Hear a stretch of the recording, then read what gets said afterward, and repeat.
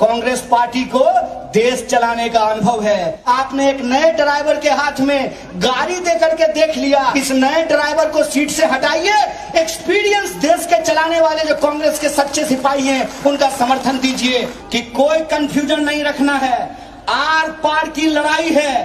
कांग्रेस भाजपा के मुकाबले में खड़ी है और ये लड़ाई सिर्फ हमारे लिए प्रधानमंत्री और मुख्यमंत्री बनने की लड़ाई नहीं है। ये लड़ाई हमारे लिए इस देश की जो संस्कृति है, इसकी जो एकता है, उसको बचाने की लड़ाई है। विनाश की गंदी नाली को ये विकास की गंगा बता रहे हैं। झूठ कोई इनसे बोलना सीखे, झूठ बोलने में ये माहिर हैं। मेरी एक भाजपा समर्थक दोस्त है, हर सवाल के जवाब में जब वो कहती थी ना, हम बोले देखो बहन, हमको लगता है कि हम नहीं समझ पा रहे हैं, तुम खूब समझते हो और मैं भगवान से दुआ मांगता हूं कि तुमको नरेंद्र मोदी जैसा पति मिल जाए। गुस्सा हो गई क्योंकि बात सच्चाई पे आ गई। वो समझ गई ये तो हमको जसोदा बिन बनाने के चक्कर में है। जो घर का नहीं हुआ वो देश का होगा। जुबान चलाने और देश चलाने में फर्क होता है। बेरोजगार नौजवानों की हालत ये है कि सरकार उसका प्रॉमिस नहीं पूरा कर पा रही है और वो अपने सरकार का प्रॉमिस नहीं पूरा कर पा रहे हैं। लड़की पूछती है कब ब्याह होगा, शादी कब मनाओगे? वो कहता है जब नौकरी मिलेगी। बोला पिछले 4 साल से यही बोल रहे हो कि जब नौकरी मिलेगी तो शादी मनाएंगे। तो बोला पिछले 4 साल से वैकेंसी ही नहीं आ रही है, ना वैकेंसी आ रही है, ना नौकरी मिल रही है, ना शादी हो रही है। भाइयों और बहनों, पता ही नहीं है कि ये इंसान इस बार क्या बंद कर देगा। 1980 में बीजेपी बनी, 2014 में फुल मेजॉरिटी मिला और वो कह रहे हैं कि भारत का इतिहास 2014 से ही शुरू हुआ है। मैं कहता हूं, चाहे आप धर्म की बात कर लीजिए या देश की बात कर लीजिए, हिंदू धर्म आरएसएस बीजेपी के बनने के पहले था, है और रहेगा। बेईमानी करना बंद कीजिए। भारत देश जो सभी धर्म के लोगों का देश है, जिस देश का अपना एक संविधान है, वो देश आपसे पहले था, है और रहेगा। आप बेईमानी करना बंद कर दीजिए। मसला क्या है? मसला यह है कि आप में से बहुत सारे लोगों ने हाथ की सफाई देखी होगी, जादूगर की। मैं अपने बचपन का एक अनुभव आपको सुनाता हूं। मैं स्कूल से लौट रहा था तो चौराहे पे नुक्कड़ पर एक जादूगर जादू दिखा रहा था। उस जादूगर ने जादू में यह दिखाया कि उसने कागज से नोट बनाया। मैं बहुत खुश हो गया। ये जादू मुझे भी सीखना है। पढ़ने की क्या जरूरत है, सारा कॉपी और किताब के जितने पेज हैं सबको नोट में बदल देंगे। जादू खत्म हुई और वही जादूगर जो पब्लिक जमा थी उससे पैसा मांगना शुरू कर दी। वो मेरे पास भी आया, बोला निकाल बचवा कुछ।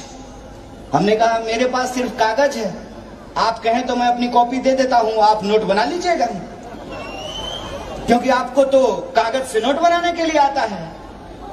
बोला बच्चा हो, बड़े होगे तो समझ जाओगे। बड़े हो गए हैं, समझ में आ गया है।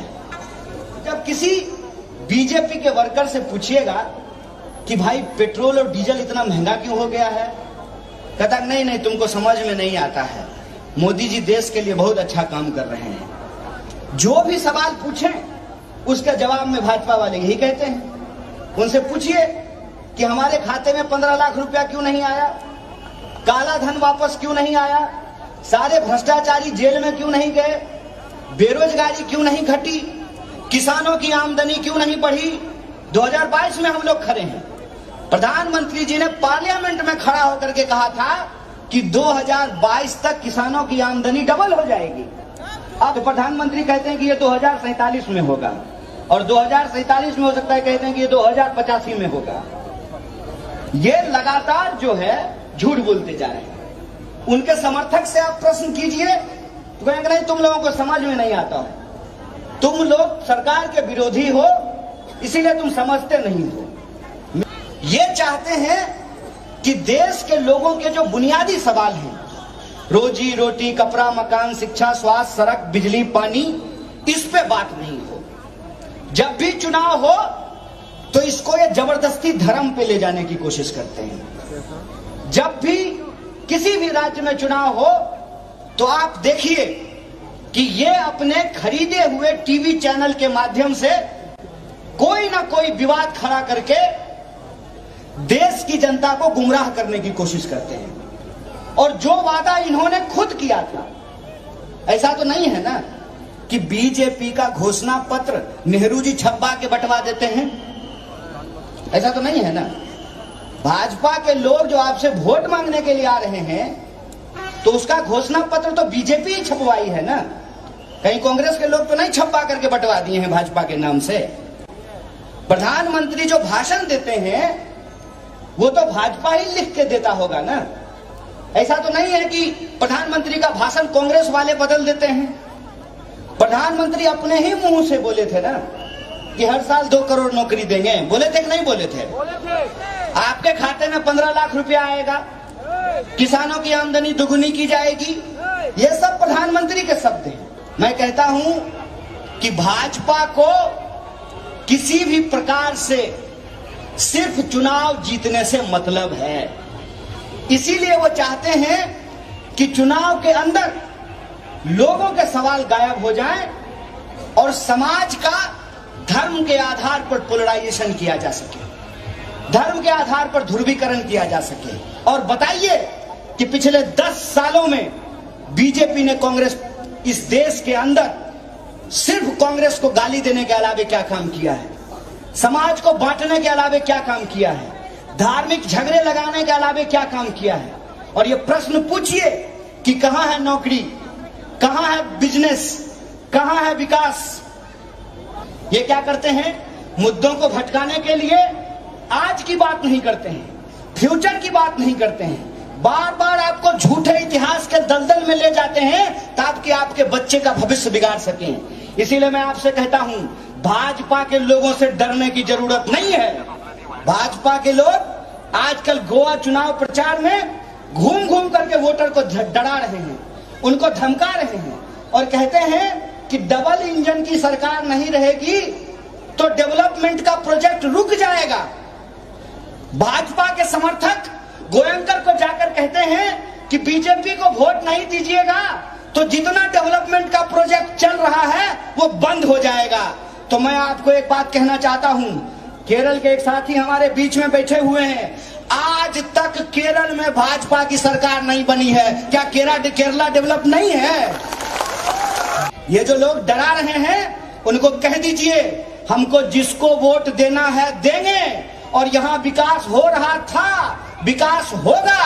पैसा तुम्हारे बाप का नहीं, हमारे टैक्स का पैसा है। विकास का प्रोजेक्ट किसी भी हाल में हम रुकने नहीं देंगे। ये कहते हैं कि भाजपा को वोट नहीं दीजिएगा तो विकास कार्य रुक जाएगा, डबल इंजन की सरकार बनाइए।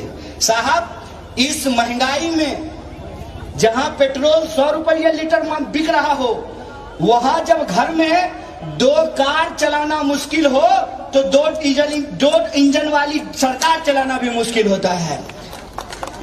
एक तो प्रधानमंत्री और दूसरा कह रहे थे मुख्यमंत्री, और मुख्यमंत्री के बारे में प्रधानमंत्री जी ने कहा कि ये तो अपने आप को मुख्य मित्र कहते हैं। सही बोले प्रधानमंत्री जी, आप सचमुच प्रधानमंत्री और मुख्यमंत्री की सरकार नहीं चला रहे हैं, आप अपनी मित्रों की ही सरकार चला रहे हैं। देश का नाम लेते हैं और दोस्त तो देश की संपत्ति बेचते हैं।